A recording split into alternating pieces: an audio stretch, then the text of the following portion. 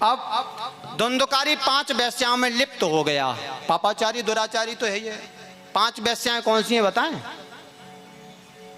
रूप, रस, गंध, स्पर्श, शब्द, ये सब इसी में फंसता है व्यक्ति। ये बहुत सुंदर है, ये बहुत खाने में सौदा बहुत अच्छी है, सुगंध बहुत अच्छी है, रस बहुत अच्छा है, यही सब इसी में तो फंस गया वो। दारू अच्छी लग रही थी, सट्टा अच्छा लग रहा था, वैश्यां अच्छी लग रही थी, इसमें फंस गया वो।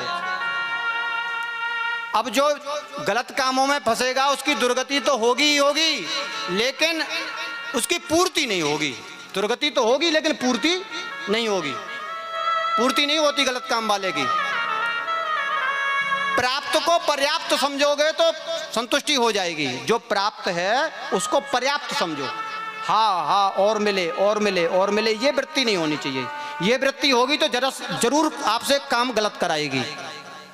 101% आपसे काम गलत कराएगी कराएगी कराएगी, ये व्यासपीठ कह रही है। क्योंकि संतोषी सदा सुखी है। जिसको असंतोष है वो गलत काम करेगा, वो रुक नहीं सकता, क्योंकि उसको संतुष्टि नहीं है ना, उसको और चाहिए है? इसलिए प्राप्त को पर्याप्त समझो। जो प्राप्त है उसी में संतोष रखिए। पूर्ति कभी किसी के न देने से होती न किसी के लेने से होती।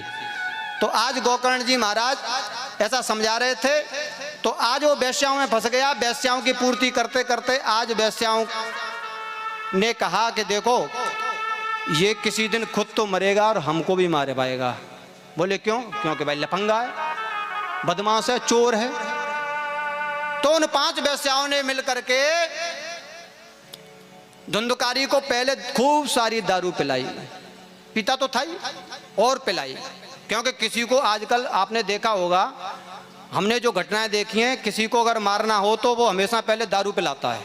अक्सर घटनाएं दारू में होती हैं, हमने देखा है। जो हम अपनी प्रैक्टिकल की बात कर रहे हैं, आपको यहाँ कैसा होता है मैं नहीं मालूम, उधर खूब होता है सब। किसी को बदला लेना है, किसी को मारना है तो पहले दोस्ती की जाएगी, फिर उसको पौवा पिलाया जाएगा, जो वो गैरहोश हो जाएगा, और गैरहोश होने के बाद उसके साथ कुछ भी करो, फिर क्या है। तो आज वेश्याओं ने भी ऐसा ही किया कि भाई देखो, ये रोज चोरी करके लाता है। एक दिन वो राजा का धन चुरा के लाया।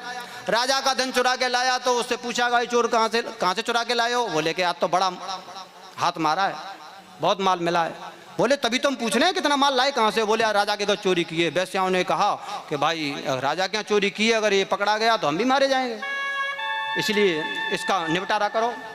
तो उसको दारू पिलाई। दारू पिलाने के बाद जब रात पर सो गया, खटिया से उसको खाट से बांधा गया। बांध करके उसके मुंह में जलते हुए अंगारे ठोंके गए, आग के जलते हुए अंगारे मुंह में भरे गए। वो चिल्लाता रहा, गिड़गड़ाता, बोले ये क्या कर रहे हो? अरे बोले अब कुछ नहीं होने वाला, चिंता मत कर, जो हो रहा है ठीक हो रहा है। उसको कूटा गया, मारा गया, पीटा गया, उसकी आत्महत्या कर दी गई, उसको मार दिया गया। मारने के बाद अब वो एक प्रेत बना, और प्रेत बना तो वो अंदर जो आप मूल पाठ देख रहे हैं, उसमें जो 7 गांठ का जो लगा है, उसमें बैठ करके गोकर्ण जी महाराज ने उसकी मुक्ति के लिए कथा करी। तो उसमें बैठ करके उसने कथा सुनी, तो गोकर्ण जी महाराज ने उसकी मुक्ति कराई। मुक्ति करा करके गोकर्ण जी महाराज ने अपने भाई को